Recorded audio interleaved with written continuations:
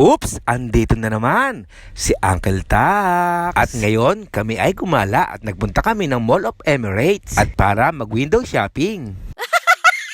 Sa tagal ko dito sa Dubai, ngayon lang ako nakapunta dito. Kasi nga hindi ako gumagala, puro bahay trabaho lang ako. Kaya sinulit ko itong araw na ito para malibang-libang ako. Napakadami palang tao rito at marami pang ilaw. Halata tuloy na taga-bundok ako.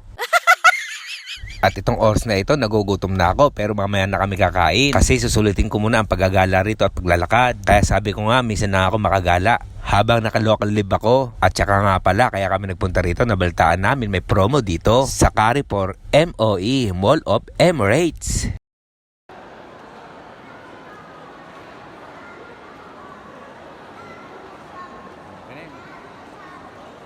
At eto naman pala yung regalo ko sa sarili ko. Kaya mapapa-China oil ako. Hiyari ako sa anak ko, wala na siyang panggatas.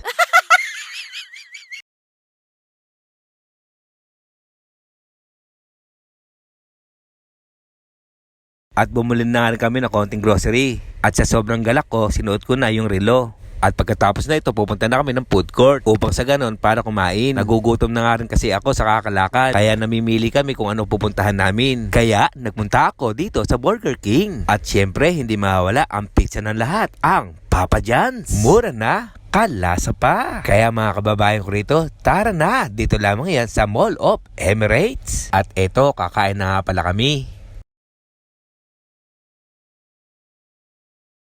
Kaya sa unang kagat, kasarap, kalasa. Papa John's, baka naman. Kaya mga uncle, i-comment nyo naman kung saan umabot ang bidyong ito. Kaya hanggang dito na lang, ito ang inyong Uncle Tax. Ingat!